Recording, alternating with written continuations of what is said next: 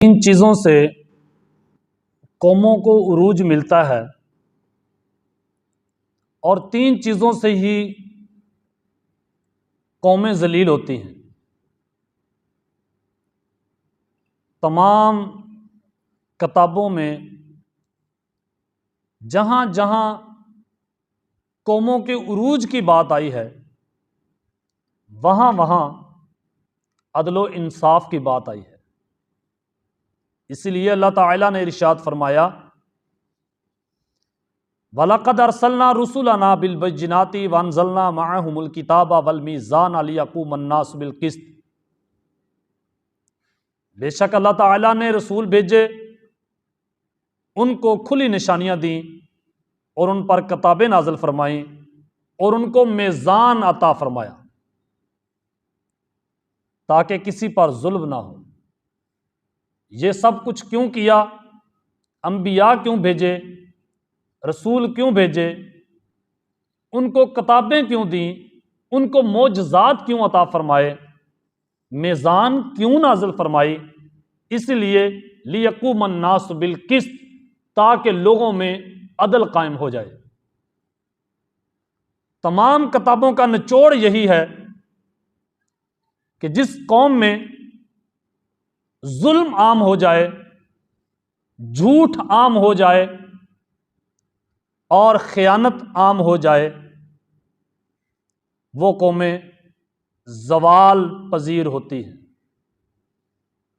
اب ہماری اس قوم کو زوال پذیر کرنے کے لیے، مسلمانوں کا عروج توڑنے کے لیے کہیں ہماری سازش تو شامل نہیں؟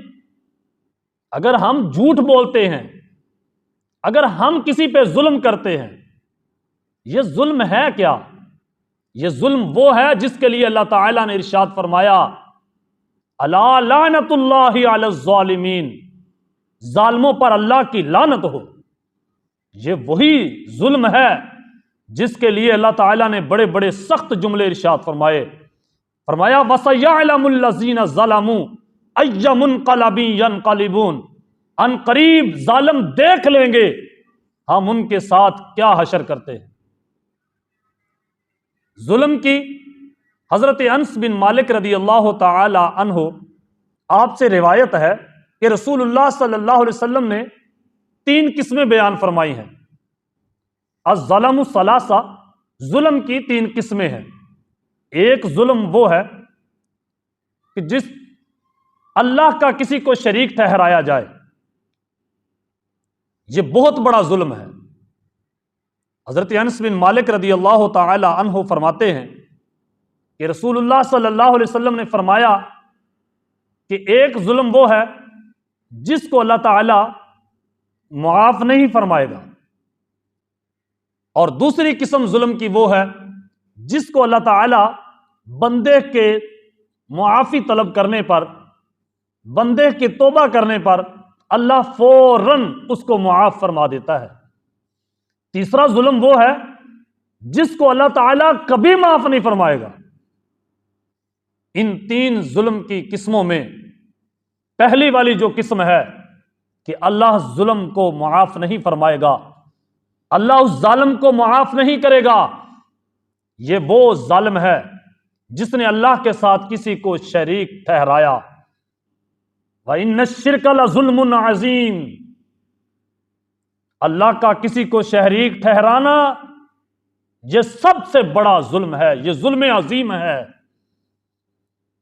اللہ کبھی معاف نہیں فرمائے گا جس انسان نے اللہ کے ساتھ کسی کو شریک ٹھہرایا۔ اسی لیے حضرت ابراہیم خلیل اللہ علیہ السلام نے جب ان کو آگ میں ڈالنے لگے نمرودی، تو بارش والا فرشتہ آیا اور عرض کی اے اللہ کے خلیل، اگر آپ مجھے اجازت دیں تو میں آپ کی مدد کر سکتا ہوں، میں بارش برساتا ہوں، ان کی ساری پلاننگ ختم ہو جائے گی، آگ بجھ جائے گی۔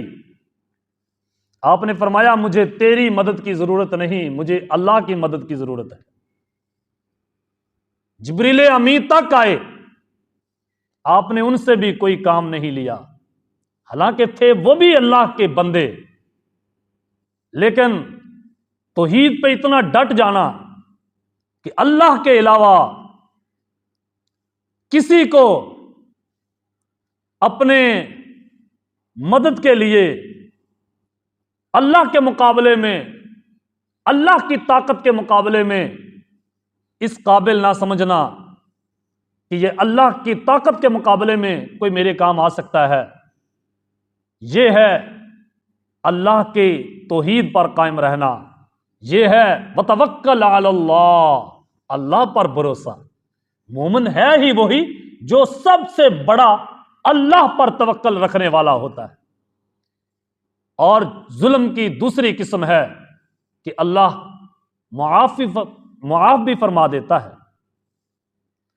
وہ ہے فَمِنْهُمْ ظَالِمٌ لِنَفْسِهِ۔ کچھ لوگ اپنے آپ پہ ظلم کر بیٹھتے ہیں، جو انفرادی طور پر کچھ لوگ گناہ کرتے ہیں، کہیں بری نظر چلی گئی، کہیں دماغ غلط ہو گیا، کہیں دل نے کچھ مجبور کر دیا، لیکن اپنے آپ پہ ظلم کیا، کہیں نماز میں لیٹ ہو گیا انسان، عبادت میں کچھ سستی ہو گئی، کمزوری ہو گئی، بعد میں انسان اٹھا پھر پچھتایا، انسان نے اپنے آپ پہ کچھ ظلم کیے، اللہ فرماتا ہے انسان مجھ سے معافی مانگے گا تو میں انسان کو فوراً معاف فرما دوں گا۔ اور ظلم کی تیسری قسم یہ بڑی سخت ہے، یہ بڑی سخت ہے۔ نبی علیہ الصلوۃ والسلام نے ارشاد فرمایا یہ وہ قسم ہے جو انسان کسی پہ ظلم کرتا ہے، اللہ نے فرمایا میں اس ظالم کو کبھی معاف نہیں فرماؤں گا، جو کسی پہ ظلم کرے اس کو کبھی معاف نہیں کیا جائے گا۔ حجاج بن یوسف 5 وقت کا نمازی تھا، تہجد گزار تھا، ظاہراً اس میں کوئی عیب نہیں تھا، مسجدوں میں امامتیں کرواتا تھا، مصلے پہ کھڑا ہوتا تھا، مسجد کا سارا نظام اس کے پاس تھا، مسجد کا صدر تھا۔ اگر انسان کہے میں مسجد کا خزانچی ہوں، میں مسجد کا صدر ہوں، میں لوگوں کو عمرے پہ بھیجتا ہوں، میں لوگوں کو حج پہ بھیجتا ہوں، میں تو یتیموں کو کھانے کھلاتا ہوں، دیکھیں حضرت معاذ بن جبل رضی اللہ تعالی عنہ نبی علیہ الصلوۃ والسلام کے پیارے صحابی ہیں، اور اتنے پیارے صحابی کہ خود رسول اللہ صلی اللہ علیہ وآلہ وسلم ان کو یمن کا گورنر مقرر کر کے بھیج رہے ہیں، اور ساتھ فرما رہے ہیں اے معاذ اللہ اور اللہ کے رسول کا حکم مانتے رہنا، اللہ اور اللہ کے رسول کی اطاعت کرتے رہنا، دیکھنا کسی پہ ظلم نہ کرنا، مظلوم اور اللہ کے درمیان کوئی پردہ نہیں رہتا۔ یہ نبی علیہ الصلوۃ والسلام کیا سمجھا رہے ہیں؟ یہ تو حضور کا صحابی ہے، اس سے بڑا کیا مقام ہے؟ یہ کیوں اتنا الرٹ کر رہے ہیں؟ یہ کتنا خطرناک معاملہ ہے؟ اور ظلم کسے کہتے ہیں؟ ظلم ہے کیا؟ حضور علیہ الصلوۃ والسلام نے ارشاد فرمایا اگر تم 2 لوگ کھجوریں کھا رہے ہو، تم 2 اکٹھی کھجوریں منہ میں مت ڈالو جب تک دوسرے سے اجازت نہ لے لو، کھانے میں بھی ایک دوسرے پر زیادتی مت کرو، اور جو گھروں میں زیادتی کریں اور پھر نماز پڑھنے آ جائیں، لوگوں کی زمینیں ہڑپ کریں پھر نماز پڑھنے آ جائیں، عدالتیں کیا کریں، جج کہتے ہیں ہمارے ساتھ ظلم ہو رہا ہے، اب اتنے کیس ہیں، ہر گھر میں لڑائی، ہر گھر کا کیس عدالت میں، جج کہتے ہیں اتنے کیس ہیں ہم نہیں نمٹا سکتے، کہتے ہیں ہمارے اوپر اتنا بوجھ ہے 24 گھنٹے ہم کام کریں، کیسے ممکن ہے؟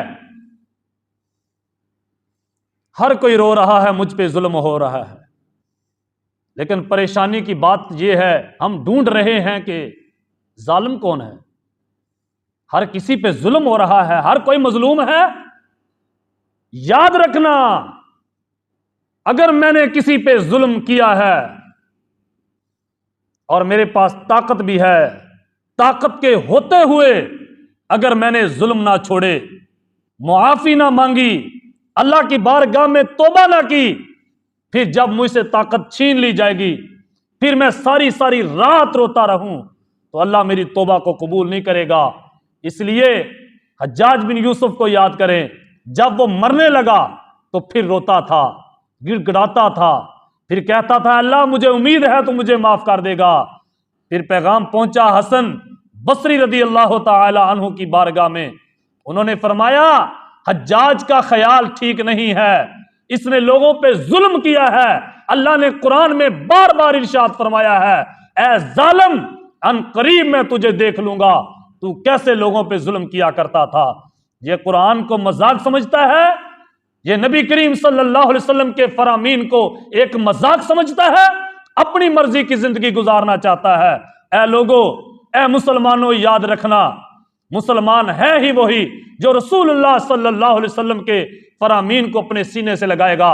اگر کسی پہ ظلم کیا، چوری کی، ڈکیٹی کی، ظالموں کا ساتھ دیا، بیوی پہ ظلم کیا، کسی کے بچے کا مال ہڑپ کیا، کسی کے بچے میں جا کے گاڑی لگا دی، موٹر بائک لگا دی، اگر کسی پہ ہاتھ اٹھایا، نوکر پہ ہاتھ اٹھایا اور کسی کی تنخواہ ہڑپ کر لی اور اپنے ڈرائیور کے پیسے رکھ لیے، اپنے ملازم کے پیسے رکھ لیے اور مزدوروں پہ ظلم کیا اور ہمسایوں پہ ظلم کیا اور علاقے والوں پر ظلم کیا، یاد رکھنا پھر کوئی ولی اللہ بھی ہو تو اللہ اس کو ولی اللہ نہیں رہنے دیتا۔